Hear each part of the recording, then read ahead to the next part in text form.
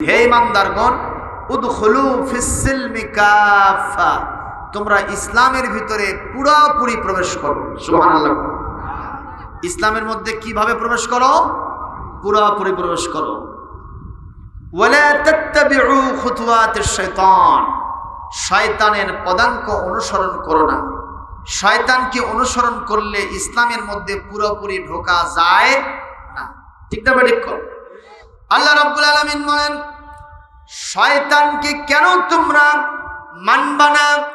ইন্নাহু লাকুম আদুউম মুবিন, কারণ শয়তান হলো তোমাদের প্রকাশ্য শত্রু। জোরে কোন ঠিক কিনা? শয়তান আমাদের যে শত্রু তার প্রমাণ কি? শয়তান চ্যালেঞ্জ দিয়েছিল, ফাবিমা আগাওয়াইতানি লাআকউদান্না লাহুম সিরাতাকাল মুস্তাকিম সুম্মা লাআতিয়ান্নাহুম মিন বাইনি আইদিহিম ওয়া মিন খালফিহিম ওয়া আন আইমানিহিম ওয়া আন শামাইলিহিম ওয়ালা তাজিদু আকসারাহুম শাকিরিন। আল্লাহ রাব্বুল আলামিন শয়তানের চ্যালেঞ্জ সূরাতুল আরাফের 16 নম্বর আয়াতে সেটিং দিয়েছেন। শয়তান বলল, হে আল্লাহ, হে আমার রব, আমি আদম আর হাওয়াকে জান্নাত থেকে ওয়াসওয়াসা দিয়ে বের করে দিলাম, এই কারণে আপনি আমাকেও গোমরাহ করে দিলেন। কিয়ামত পর্যন্ত আমি মালউন হলাম, অভিশপ্ত হয়ে গেলাম। যে আদম হাওয়া আর তার বেটা বেটির কারণে আমার এই পরিণতি হলো, আমি এরকম একটা পরিণতি বরণ করলাম।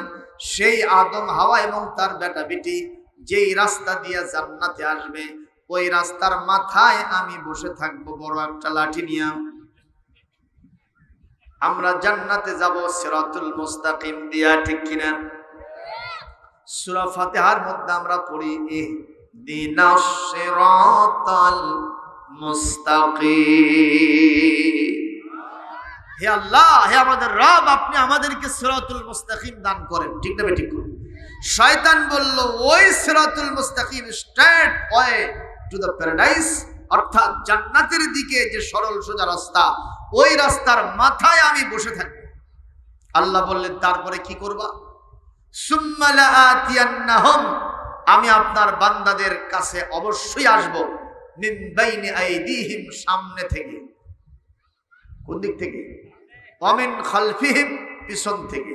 ওয়া আন আইমানিহিম, কথা বলেন, ডান থেকে। ওয়া আন শামাইলিহিম, বাম থেকে।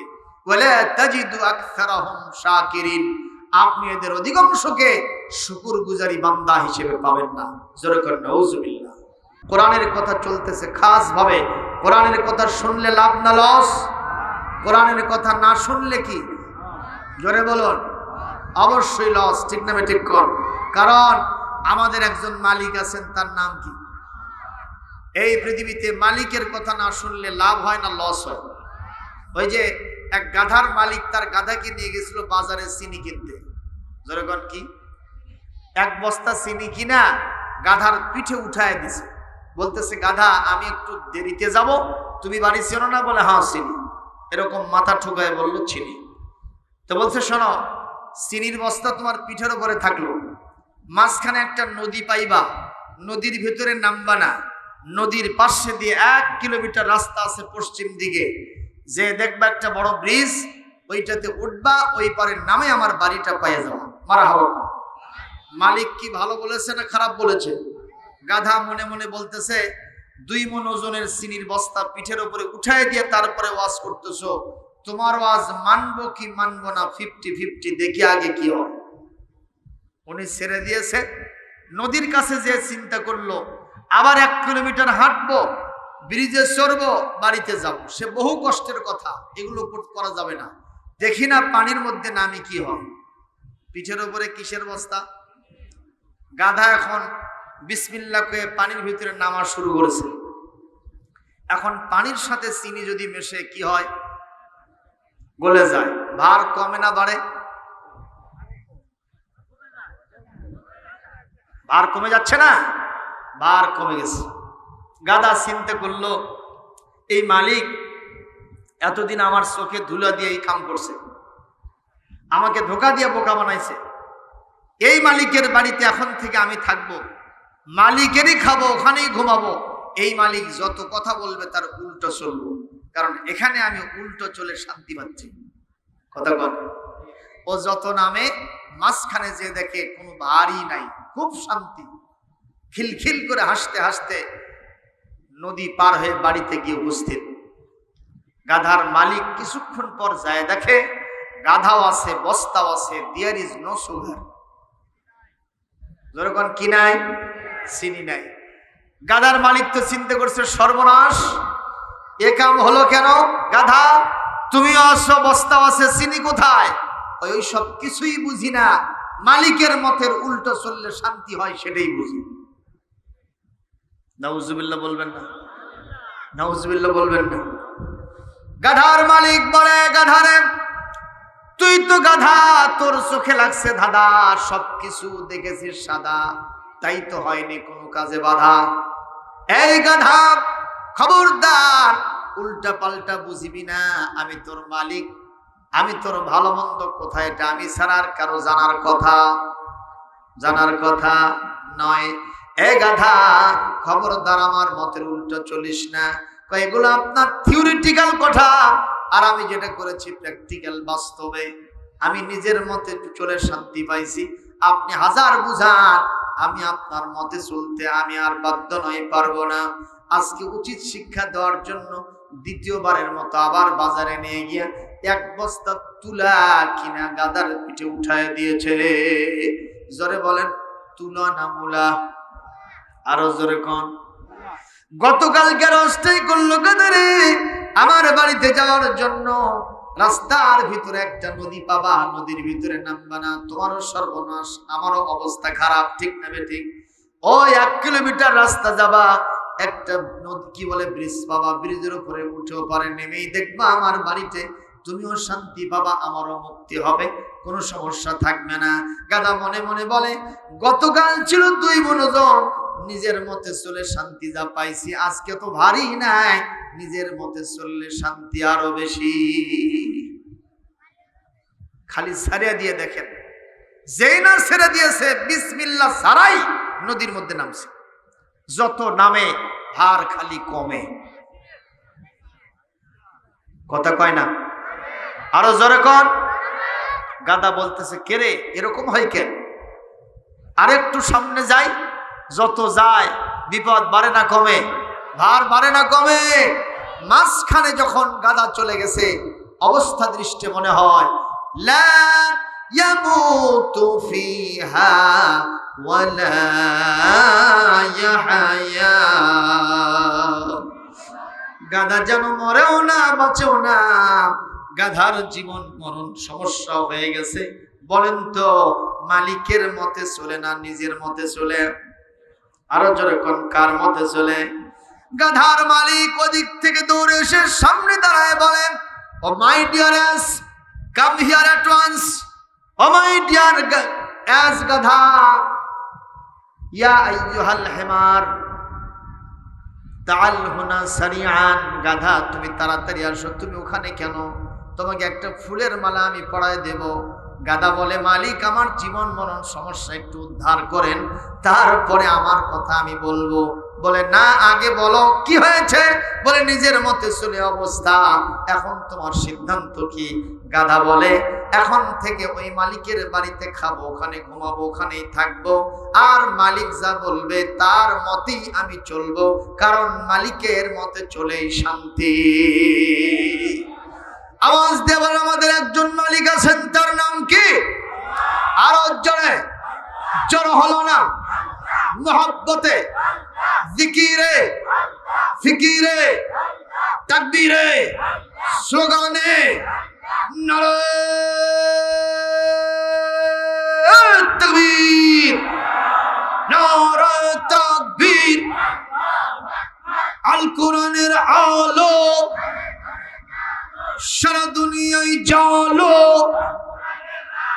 কোরআন সুন্নাহ যেখানে আল্লাহ আছেন সেখানে, কোরআন সুন্নাহ যেখানে নারে তাকবীর। সুতরাং কার মতে চলবো, কার পথে চলবো?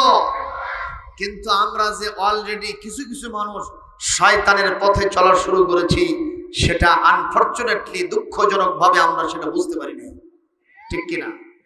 যেমন দেখুন, শয়তানের কিছু কিছু কাজ আমাদের সাথে থাকার কারণে আমরা অলরেডি শয়তানের দলে জয়েন করছি, ঠিক কিনা? বলবেন হুজুর কি কি একটু ফাইন্ড আউট করেন। করব, কষ্ট হবে না তো? কোরআনে কারীম সূরাতুল মায়েদা 90 নম্বর আয়াত আমি তেলাওয়াত দেব, জোরে সোরে আল্লাহু আকবার বলবেন, পারবেন না? ইয়া আইয়ুহাল্লাযীনা আমানু ইন্নামাল খামরু ওয়াল মাইসিরু ওয়াল আনসাবু ওয়াল আজলামু রিজসুম মিন আমালিশ শাইতান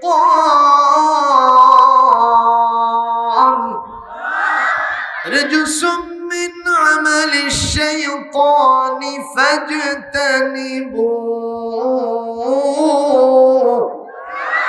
লাআল্লাকুম তুফলিহুন।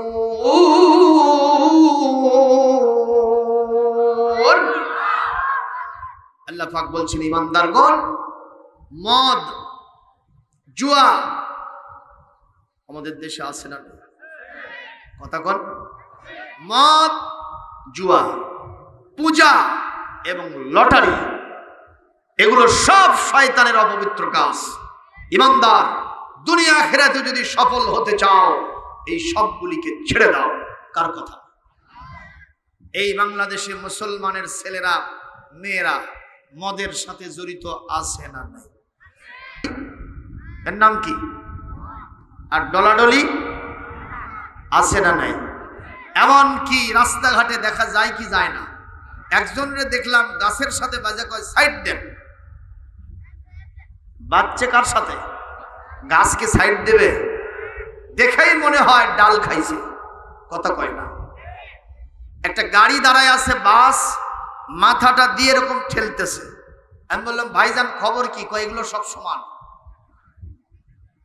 ওর চোখের চাহনি দেখে মনে হয় গোটা সারিয়ে কান্দির মালিক ওই একলাই। জোরে কোন আছে না নাই? রাত 2টার সময় বাড়িতে গেছে, যে দরজায় নক দিয়ে বলতেছে, মা মা মা দরজা খুলে দে।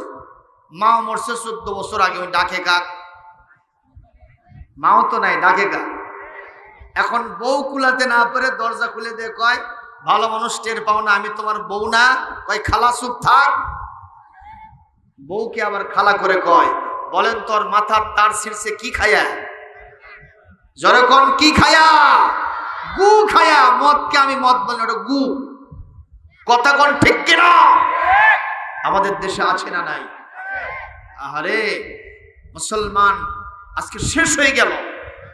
মাদকাসক্তির সাথে মুসলমানদের ইনভলভ থাকার কারণে তাদের পারিবারিক শৃঙ্খলা মাটির সাথে ধসায় গেছে।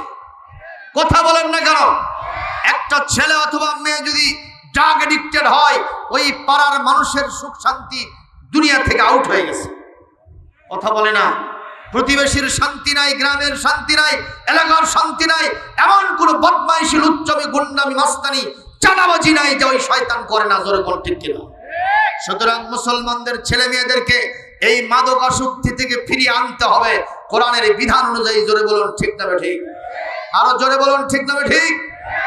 আল্লাহর নবীর জামানায় যে ইসলামের কথা বলছিলাম, এইটা যখন বাস্তবায়ন হয়ে গিয়েছিল, ওখানে আর কেউ এটা পান করে নাই, এটার সাথে কেউ কখনো ইনভলভ হয় নাই। জোরে বলুন সুবহানাল্লাহ। এমন কি কষ্ট হচ্ছে আপনাদের? হযরত ওমর ফারুক রাদিয়াল্লাহু তাআলা আনহু যখন 12.5 লক্ষ বর্গ মাইলের প্রেসিডেন্ট, রাষ্ট্রপ্রধান, খেয়াল করেন কষ্ট হচ্ছে। উনি রাস্তা দিয়ে হাঁটতেছেন, দেখেন ওদিক থেকে এক যুবক আসতেছে। কে আসতেছে ভাই? যুবক। যুবকের মতিগতি ভালো না, ওই রকম একটু ঢলাঢলি করতেছে। হযরত ওমর চিন্তা করলেন, নিঃসন্দেহে ওই ছেলেটার ভেতরে কোনো নিষিদ্ধ জিনিস থাকতে পারে, ঠিক না ঠিক? হযরত ওমর চিন্তা করেছেন মনে মনে, আমি তাকে ধরবো, আমি তার ভেতরে যে নিষিদ্ধ জিনিসটা আছে সেটা উদ্ধার করব, আমি তাকে শাস্তি বিধান করে এই সমাজ থেকে দুষ্ট চক্রকে আমি বিদায় করে দেবো। জোরকান মারহাবা। এরকম দরকার আছে না নাই? জোরকান আছে না নাই? হযরত ওমর কাছাকাছি যাবেন, এই মুহূর্তে যুবক মাথা তুলে ওমরের দিকে তাকাইছে, তাকানোর সারা কলিজার ভিতরে কাঁপ শুরু হওয়া সারা।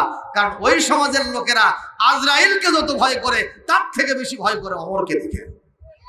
কারণ দুষ্ট চক্রের ওনার সামনে আসলে কোনো খাতির নাই, ডান্না মেরে ঠান্ডা করে দেয়। মারহাবা কর। এই জন্য একজন কবি বলেছে, একটা ওমর এই জামানায় দাও হে মেহেরবান, একটা ওমর এই জামানায় দাও হে মেহেরবান, দিনের পথে ও দিনের পথে অকাতরে, দিনের পথে অকাতরে বিলিয়ে দেবে প্রাণ, একটা ওমর এই জামানায় দাও হে মেহেরবান। ফিলিস্তিন আর কাশ্মীরেতে মরছে ধুকে ধুকে, কেউ যেন আজ নাই রে তাদের একটু চেয়ে দেখে, একটা খালিদ পাঠাও তাদের, একটা আলী পাঠাও তাদের, দিতে পরিত্রাণ করতে আহ্বান, একটা ওমর এই জামানায় দাও হে মেহেরবান। জোরে, একটা ওমর এই জামানায় দাও হে মেহেরবান, দিনের পথে অকাতরে, দিনের পথে অকাতরে বিলিয়ে দেবে প্রাণ, একটা ওমর এই জামানায় দাও হে মেহেরবান। একটু জোরে বলি আমিন। হযরত ওমর নজর করলেন, যুবক তার দিকে তাকানো সারা, থরথরি কাঁপাসাও সারা। যুবক মনে মনে চিন্তা করে, আমার ভেতরে যে জিনিসটা আছে এটা হলো কোরআন ঘোষিত নিষিদ্ধ জিনিস, মাদকাসক্তি মদের বোতল আমার সাথে আছে, এইটা নিয়ে অন্য কারোর সামনে যাওয়া যায় কিন্তু ওমরের সামনে যাওয়া যাবে না। যুবক চিন্তা করলো, আমি ওমরের সামনে যাইতে পারবো না। আস্তে করে রাস্তার পাশে মোড় নিয়ে প্রসাবের ভান করে বসে গেছে। ওর চিন্তা, আমি প্রসাব করতে থাকবো আর ওমর পার হয়ে যাবে। ওমর যখন পার হবে এই মুহূর্তে আমি এখান থেকে দাঁড়ায় যাব। ও মুসলমান, হযরত ওমর ছিলেন নাছরবান্দা। ঠিক না ঠিক? কষ্ট হচ্ছে? শুনতেছেন কথা? দেখি কারা কারা শুনতেছেন, হাত তোলেন তো। সবাই শুনতেছেন? কষ্ট হয় না? এই আসর পর্যন্ত ওয়াজ চলবে? চলবে? দেখি সবাই হাত তোলে, একজন হাত নিচে থাকলে ওয়াজ হবে না। লিল্লাহি তাকবীর। আজকের মাহফিল সফল হোক, সফল হোক। নারে তাকবীর। প্রিয় ভাইরা, কষ্ট হচ্ছে নাকি? হযরত ওমর নাছরবান্দা, যুবক ওখানে প্রসাবের ভান করে বসে গেছে। হযরত ওমর চিন্তা করলেন, ও প্রসাব করে আসুক, তারপরে তার সাথে দেখা করব, কুশলাদি বিনিময় করব, আমি তারপরে যাব। ওই লোক আধা ঘন্টা প্রসাব করছে, বগলের নিচ দিয়ে তাকায় দেখে ওমর তার দিকে চেয়ে আসে। আচ্ছা, একটা মানুষের কি আধা ঘন্টা প্রসাব করা লাগে?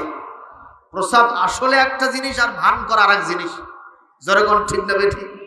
একটা মানুষ ঘুম আসছে, আসলেই ঘুম, ওরা নিয়ে গিয়ে যদি আপনি নদীর মধ্যেও ফেলে দেন বলতে পারবেন।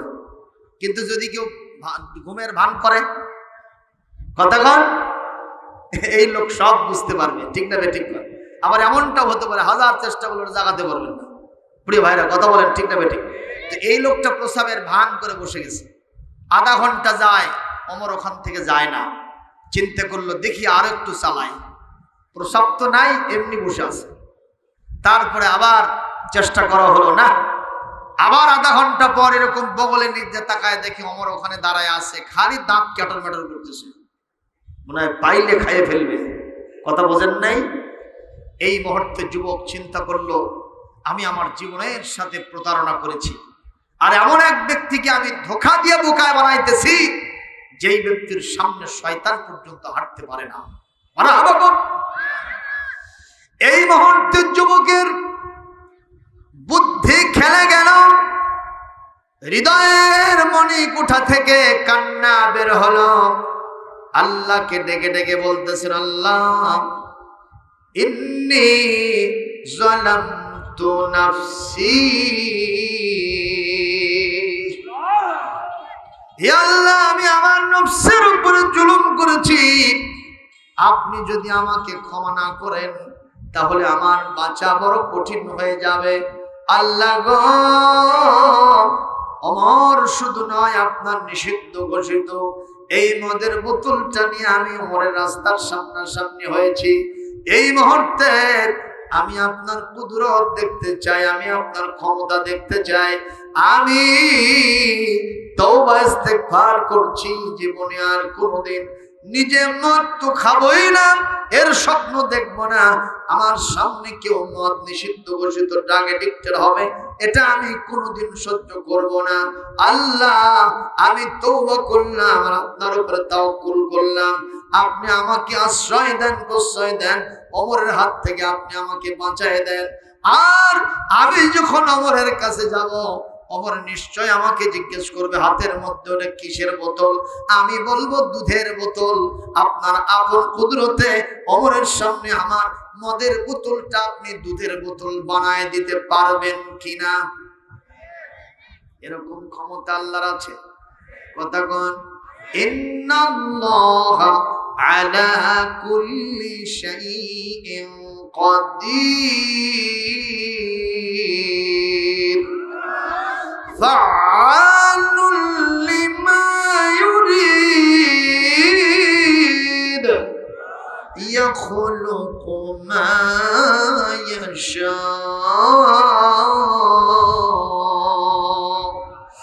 আন্নাল কুওয়াতা লিল্লাহি জামিআ।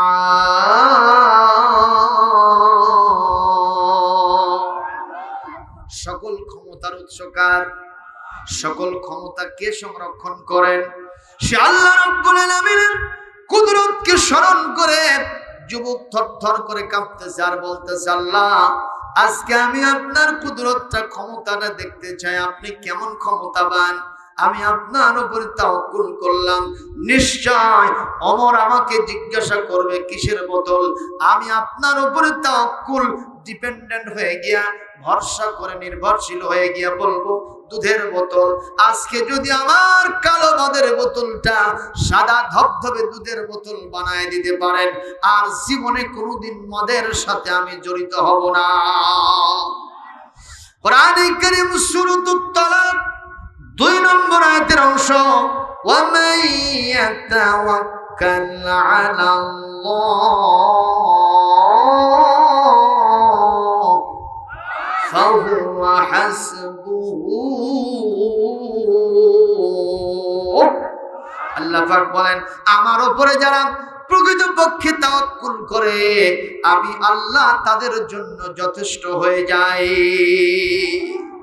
সুবহানাল্লাহ। কোন? ইল্লা মান তাবা ওয়া আমানা ওয়া আমিলা আমালান সালিহান। আল্লাহ পাক বলছেন, যারা আমার কাছে খাঁটি নিয়তে তওবা করে, অর্থাৎ যে খারাপ কাজে জড়িত আছে এই খারাপ কাজটা আর জীবনেও করবে না, এরকম একটা কঠিন আজবে ডিসিশন, সিদ্ধান্ত নিয়ে আমার কাছে যদি কেউ তওবা করতে পারে, আমি আল্লাহ পাক বলছি ফাউলাইকা ইউবাদদিলুল্লাহু সাইয়্যাতিহিম হাসানাত, আমি তাদের সমস্ত খারাপ কাজগুলি, গুনাহগুলি সওয়াব দিয়ে বদলায় দেব। জোরে সুবহানাল্লাহ বলা গেল না? আরো একটু জোরে হয় না? তাহলে আজকে আমরা তওবা করব কার কাছে? সবাই পড়েন তো, আস্তাগফিরুল্লাহ রাব্বি মিন কুল্লি যামবিন ওয়া আতুবু ইলাইহি লা হাওলা ওয়ালা কুওয়াতা ইল্লা বিল্লাহিল আলিয়্যিল আযীম। বলেন আমিন ইয়া রাব্বাল আলামিন। হে আল্লাহ, আজকে এই মুহূর্তে শপথ করছি, কসম করছি, অতীতে যত গুনাহে সগীরা এবং কবিরা করেছি সবগুলি থেকে তওবা করছি, মাপ চাইতেছি, ক্ষমা চাইতেছি। আল্লাহ গো, মালাকুল মউত আজরাইল যতক্ষণ পর্যন্ত আমার মাথার কাছে না আসবে ততদিন পর্যন্ত ফরজ নামাজ, ফরজ রোজা ছেড়ে দিব না। বলি আমিন, জোরে বলি আমিন। আর জীবনে কোনোদিন ওই সব খারাপ কাজে আর জড়িত হব না। বলি আমিন। আল্লাহ কবুল করুন। প্রিয় ভাইরা, কষ্ট পাচ্ছেন? এই মুহূর্তে যুবক যখন ওখান থেকে উঠেছে তখন প্রায় 1 ঘন্টার সময় এক্সপায়ার হয়ে গেছে। ওমর কি খেপতেছে না? শুধু এরকম রাগে গুসায় ফেটে পড়তেছে। ইন দ্য মেন টাইম যুবক সেখানে হাজির। হযরত ওমর প্রথমে জিজ্ঞেস করলেন, কে রে, এতক্ষণ লাগে একটা লোকের প্রসাব করতে? কথা শুনতেছেন? এতক্ষণ লাগে একটা লোকের প্রসাব করতে? সে বলতেছে, জি আমি প্রসাব করলাম। আচ্ছা, প্রসাব করেছো সেটা ভিন্ন কথা, আমি সেদিকে যাব না। তবে একটা কথা শোনো, আমি একজন এই এলাকার খলিফা, তা জানো? বলে হ্যাঁ জানি, চিনি, বুঝি। তো আমি তোমার সাথে একটু খোশালাপ করব, একটু কুশলাদি বিনিময় করব। তুমি একজন মানুষ, আমি একজন মানুষ। তুমি আমাকে বাদ দিয়ে ওদিকে রাস্তায় মোড় নিয়েছো, এতক্ষণ ধরে আসো না, ব্যাপারটা কি? যাই হোক সে কথা, বলো তো তোমার এই যে রুমাল দিয়ে যে ঢেকে নিয়েছো, এই যে এর ভিতরে এটা কিসের বোতল? আসলে কিসের বোতল? জোরে কোন? যুবক বলতেছে, ওমর, আপনার দেশে কেউ নিষিদ্ধ বোতল নিয়ে হাঁটবে, এটা কি আপনি স্বপ্ন দেখছেন? চিন্তা করেন। আমি নিঃসন্দেহে নিষিদ্ধ নয়, সিদ্ধ জায়েজ জিনিস নিয়ে ঘুরতেছি। বলে, তোমার সেই জায়েজ জিনিসটার নাম কি? যুবক থরথর করে কাঁপতেছে, মাথার ঘাম পায়ে পড়ে যাচ্ছে। আসলে কিসের বোতল? চিন্তা করছে, কি যে হবে, কি যে হবে। আল ঈমানু বাইনাল খাউফি ওয়ার রিজা, আশা এবং ভয়ের মাঝে ঈমান আছে। সুবহানাল্লাহ। এই মুহূর্তে যুবক বলতেছে, আমার সত্যি করে বলছি, ওয়াল্লাহি বিল্লাহি তাল্লাহি, আমার আল্লাহর নামে বারবার শপথ দিয়ে আমি আপনার সামনে বলছি, আপনার দেশের আমি এক খুদে যুবক, আমি আমার হাতের ভিতরে নিষিদ্ধকৃত কোনো জিনিস রাখি নাই। আমার এই বোতলের মধ্যে সাদা ধবধবে দুধ আছে। হযরত ওমর বললেন, দেখি তো তোমার দুধটা সাদা না কালো? আপনারা বলেন দুধ কি কালো হয়? তারপর হযরত ওমর বলেছেন, দেখি কেমন। উনি তখন আস্তে করে আল্লাহর উপরে ডিপেন্ডেন্ট, নির্ভরশীল হয়ে গিয়া আস্তে আস্তে করে বোতল থেকে তার এই রুমালটা ওখান থেকে কাশ করতেছেন, অপসারণ করতেছেন। হযরত ওমর তার চর্ম চক্ষে তাকায় দেখলেন, যুবক, খুদে যুবক তার চর্ম চক্ষে তাকায় দেখলো আল্লাহ পাকের আরশ আজিম থেকে তিনি আপন কুদরতটা দেখতে থাকলেন। ফেরেশতা মণ্ডলী দেখতেছেন আর হাসতেছেন। ওই যুবক যখন ওই বোতল থেকে তার রুমালটা একেবারে চালু আফরোজ করেছে, যুবক সহ সবাই তাকায় দেখলেন যুবকের কালো মদের বোতল সাদা ধবধবে দুধের বোতল হয়ে গেছে। একটু জোরে কি আল্লাহু আকবার বলা যায় না? আরো জোরে কি আল্লাহু আকবার বলা যায় না? ও মুসলমান, জবাব দেন, সে আল্লাহ এখনো আছেন না নাই? আমরা কি সেই মদের সাথে জড়িত হব? জোরে বলি আল্লাহুম্মা আমিন। আল্লাহ যেন মাদকাসক্তি বলতে যা বোঝায়, মদ, গাঁজা, ফেনসিডিল, ইয়াবা, বাবা, চাচা আছে নাকি, এগুলোর সাথে আমাদের সম্পর্ক থাকবে না। খালি একটু বিড়ি টান মারবো, সুপটা, সিগারেট, আমি একটু কেটুখোর হব, এটাও চলবে না। আমি সেই দিন পত্রিকায় দেখলাম আমার বাংলাদেশের 30,000 কোটি টাকা একটা বছরে লোপাট হয়ে যায়, পুড়ে ছাই হয়ে যায়। কিছু না, শুধু বিড়ি টানাটানি করে। কথা কয় না রে বাবা? বাপও বিড়ি খায়, বেটাও খায়, দাদাও খায়, কথা বলে না।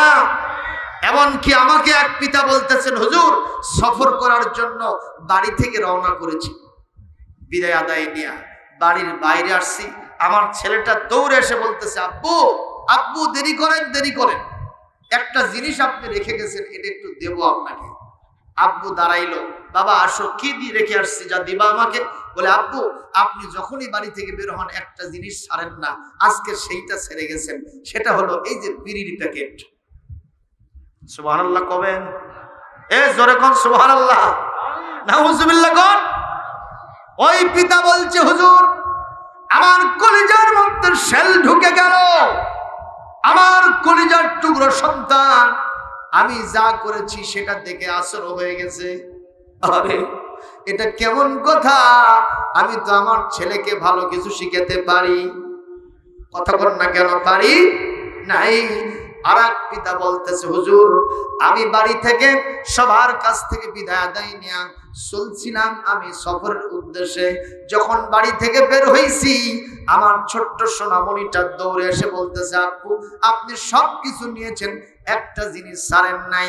আমি বললাম একটা জিনিস তো আপনি ছেড়ে আসছেন। বলে আব্বু কি ছেড়ে আসলাম রে? ও দৌড়ে এসে বলতেছে, আব্বু এই যে আতরের শিশি। একটু জোরে কি আল্লাহু আকবার বলা যায় না? আপনাদের বাড়িতে কি আতর আছে?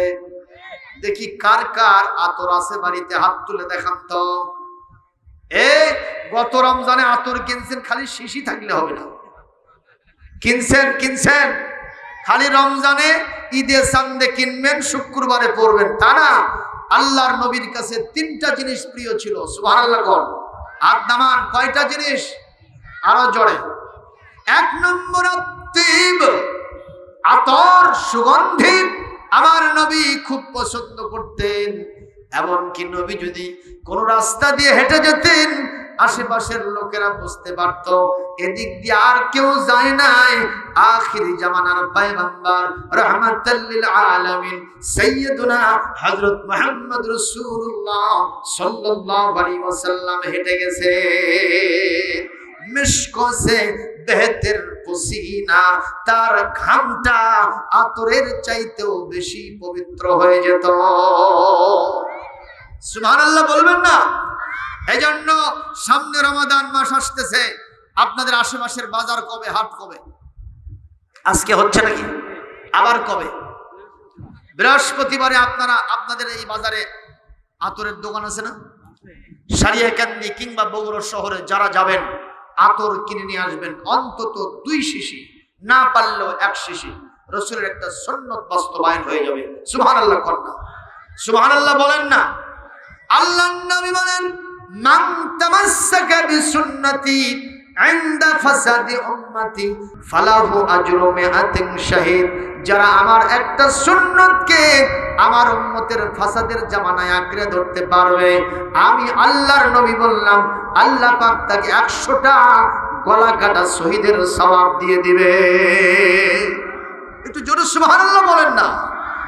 2 নম্বর আল্লাহর নবীর কাছে প্রিয় ছিল আন-নিসা, নারী জাতি। সুবহানাল্লাহ। আজকে আপনারাই বেশি না মহিলারা বেশি? একটু জোরে কোন। এই জন্যই তো বাংলাদেশে মহিলারা খালি এগিয়ে যাচ্ছে, কথা কয় না? মহিলা আপনাদের দেশে মোটর সাইকেল চালায় না, কি বলে বিমান চালায় না, চালায় না। আপনাদের দেশে মহিলারা মোটর গাড়ি চালায় না, রেল গাড়ি চালায় না, সব কিছু চালায় মহিলারা। তাদের গুণাবলীর কারণে, তাদের ক্ষমতার কারণে তারা সামনে এগিয়ে যাচ্ছে, আর আমরা পিছিয়ে যাচ্ছি। জোরে কোন ঠিক কিনা? নবীজির কাছে 3টা জিনিস প্রিয়, তার ভিতরে 1 নম্বর সুগন্ধি, আর 2 নম্বর হলো নারী জাতি। ঠিক না বেঠিক? আমরা বলি ইসলাম নারীদেরকে ঠকাইছে, কখনোই নয়। ইসলামের চাইতে নারীকে মর্যাদা পৃথিবীতে আর কেউ দেয় নাই। জোরে কোন ঠিক না বেঠিক? আমরা পুরুষ, আমাদের পায়ের নিচে জুতা, তার নিচে মাটি। জোরে কোন ঠিক কিনা? আর মায়ের জাত, নারী জাতি যারা, নবীজি বলেন আল জান্নাতু তাহতা আকদামিল উম্মাহাত। আমাদের মায়ের জাতি, তাদের পায়ের নিচে আসতো আল্লাহর জান্নাত। জোরে কোন ঠিক কিনা? একজন পুরুষ তার মানে পিতা, তার মর্যাদা 1 গুণ, আর মায়ের মর্যাদা কয় গুণ? জোরে কোন। সাহাবী বললেন, হুজুর খেদমত করব কার? বলে তোমার মায়ের, তারপরে কার? তোমার মায়ের, তারপরে কার? তোমার মায়ের, তারপরে কার? হুজুর সর্বশেষে গিয়ে বললেন তোমার পিতার। সুতরাং কথা কেউ বলতে পারবো না ইসলাম নারীকে ঠকাইছে, ইসলাম নারীকে জিতাইছে, ঠিক কিনা? 3টা জায়গায় নারীকে মর্যাদা দিয়েছে কন্যা হিসেবে। সুবহানাল্লাহ। একজন কোণে যখন কন্যা সন্তান যখন কোন বাড়িতে জন্ম নেয়, কোন মায়ের গর্ভ থেকে, কোন পিতার ঔরস থেকে যখন পৃথিবীতে আসে, আল্লাহর একজন ফেরেশতা এসে ওই মেয়েটার মাথায় হাত বোলায় বলে, আল্লাহ এই বাড়িটার উপরে রহমত আর বরকত দিয়ে আপনি ভরপুর করে দেন। জোরে কন্যা সুবহানাল্লাহ। আল্লাহর নবী বলেন, এই পৃথিবীতে দুইজন কন্যা সন্তানকে যদি কোনো পিতা মাতা সুন্দর করে লালন পালন করে সৎপাত্রে বিবাহ শাদীর ব্যবস্থা করতে পারে, আল্লাহর নবী বলেন, আনা ওয়া হুয়া ফিল জান্নাতি হাকাদা, আমি আর ওই কন্যার পিতা মাতা জান্নাতের মধ্যে এইভাবে পাশাপাশি থাকবো।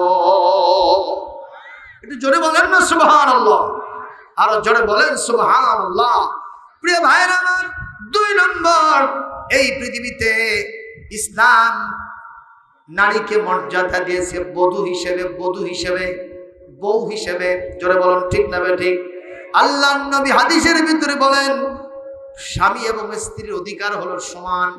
আপনি যা খাইবেন স্ত্রীকে তাই খাওয়াবেন, আপনি যেরকম মানের পোশাক পরবেন তাকে ওই রকম মানের দামের মানের পোশাক দিবেন। তাই বলে আপনি প্যান্ট শার্ট পরবেন, আপনার বিবিকে প্যান্ট শার্ট পরাবেন নাকি? যেরকম এরকম প্যান্ট শার্ট পরা মহিলা আমাদের দেশে আছে না? না বেশি না কম? চেনাই যায় না উনি সাহেব পুরুষ না মহিলা। আগের মতো শান্তি তো আর এখন পাওয়া যায় না। মানুষ সব পাল্টে গেছে, পাল্টিনি তো জামানায়। মানুষ সব পাল্টে গেছে, জামানা ঠিকই আছে। কথা কন না কেন? এইবার নবীজি বলেন, আপনি যেরকম মানের বিছানায় শয়ন করবেন, বিবিকে ওই রকম মানের বিছানায় শয়ন করতে দিবেন। আপনি যেরকম সুখ শান্তি উপভোগ করবেন, আপনার বিবিকে ওই রকম উপভোগ করাবেন। খবরদার, ঠুনকো অজুহাতে বিবির গায়ে কখনো হাত তোলা যাবে না। বিশ্ব নবী নিষেধ করেছেন। জোরে বলেন আল্লাহু আকবার। এমনকি কোরআনে কারীম সূরাতুল বাকারা 228 নম্বর আয়াতে আল্লাহ পাক বলেন, ওয়ালা হুন্না মিসলুল্লাযী আলাইহিন্না বিল মা'রুফি ওয়ালিররিজালি আলাইহিন্না দারাজা ওয়াল্লাহু আজিজুন হাকীম। আল্লাহ পাক বলেন, স্বামীর উপর স্ত্রীর, স্ত্রীর উপরে স্বামীর অধিকার সম্পূর্ণ সমান। সুবহানাল্লাহ, জোরে কোন। কিন্তু আজকাল স্বামী স্ত্রীর মধ্যে অনেক সময় দা কুমড়ার সম্পর্ক আছে না নাই? স্বামী স্ত্রীকে দেখতে পারে না, স্ত্রীও স্বামীর ছায়া দেখতে পারে না। বাড়ির ভিতরে শান্তির দাবানল দাও দাও করে জ্বলে আছে না নাই? একটাই কারণ, অধিকার আদায় করি না, ঠিক কিনা? স্বামী 1 কেজি করে দুধ কেনে, গরুর দুধ কয় কেজি? জোরে কোন। 1 কেজি দুধ কিনেছে, স্ত্রীকে দিয়েছে, স্ত্রী পাক করে দেয়। ও শুধু ঢক ঢক করে খায়, পান করে। একটা দিন স্ত্রীকে 1 ঢোক খাওয়ায়নি। 1 সপ্তাহ পরে স্ত্রী বলতেছে, আসলে তুমি স্বামী না আসামি। বলে কেন সকিনা, কেন? বলে 1 কেজি করে দুধ কেন আমি পাক করি আর তুমি ঢক ঢক করে খাও? একটা ঢোক তো কোনোদিন খাইতে বললে না। ওই সকিনা থাম থাম, আমি আনা ঠিক হইলি। আর ভাবখানা দেখে মনে হয় ওই ঠিক হয়ে পরে ইরাকে যুদ্ধ করবে যাবে। জোরে করে এরকম আসামি মার্কা স্বামী আছে না নাই? নিজেই সব খায়, বিবিকে কিছু দেয় না। মাছের মাথা জীবনে বিবিরা পাই না। পরিবারের সবাইকে খাওয়ায়া দাওয়ায়া সর্বশেষ একটু ঝোল পাতিলের নিচে থাকে, ওইটা দিয়ে আমার মা বোনেরা ভাত খায়। কথা কন না কেন? এই অধিকার আদায় হয় না, যার কারণে বিবিরা আজকে স্বামীর কথা শোনে না, ঠিক না? ঠিক কর। ঈদের সময় স্বামী এমন ভাবে নতুন সাজে সাজিছে, মনে হয় যে আজকে আবার নতুন বিয়ে করবে। স্ত্রী এসে বলতেছে, ঈদ হচ্ছে ভালো কথা, তোমার সব হলো, আমার কিছু হবে না। তুই আবার কি চাস? আমার সবই আছে, একটা হিল হলে হলো কি? জনগণ কি তে বলছে, হাই রে তোর পায়ের সাইজ রে, হিলতে দূরের কথা, কিল দিলেও সহ্য হয় না। চাষে হিল মারছে কিল, চাষের শাড়ি লাঠি দিয়ে মারছে বাড়ি। জোরে কন, ওই বিবি স্বামীর কথা শুনবে? জোরে কন, শুনবে? এইগুলি থেকে আমাদের বেরিয়ে আসতে হবে। উভয়ের অধিকার বুঝতে হবে, সে অধিকার দিতে হবে, তাহলে পরিবারের শান্তি শৃঙ্খলা পয়দা হবে। জোরে বলি ইনশাআল্লাহ। 3 নম্বর, মাতা হিসেবে স্ত্রীকে, মহিলাকে ইসলাম মর্যাদা দিয়েছে মা হিসেবে। সুবহানাল্লাহ কোন, সুবহানাল্লাহ কোন। কোরআনে কারীমে বারবার এসেছে, ওয়াসাইনাল ইনসানা বিওয়ালিদাইহি ইহসানা হামালাতুহু উম্মুহু কুরহান ووضعته كرها وحمله وفصاله 30 شهرا একটু জোরে করে আল্লাহু আকবার। আল্লাহ পাক বলেন আমি মানুষকে বনি আদমকে ওসিয়ত করেছি, এই নির্দেশ দিয়েছি তোমরা আমার ইবাদতের পরে পিতা মাতার খেদমত করবা, বিশেষ করে তোমার মায়ের প্রতি নজর দিবা। বড়ই কষ্টের সাথে তোমাকে গর্ভে ধারণ করেছেন এবং ক্লান্তির পর ক্লান্তি, শান্তির পর শান্তি সহ্য করে আবার তোমাকে গর্ভ থেকে যেদিন তিনি নামায় দিয়েছেন সংকীর্ণ রাস্তা দিয়া তোমারে প্রসব করতে গিয়া মায়ের যে কি কষ্ট হয়েছে ভুক্তভোগী মা ছাড়া কেউ বুঝবে না। জোরে বলেন কথা ঠিক না বেঠিক? একজন কবি বলতেছে কত সুন্দর করে, মা কেন এত দামি জানে না সকলে, জানতো যদি পড়তো দেখে কোরআন হাদিস খুলে।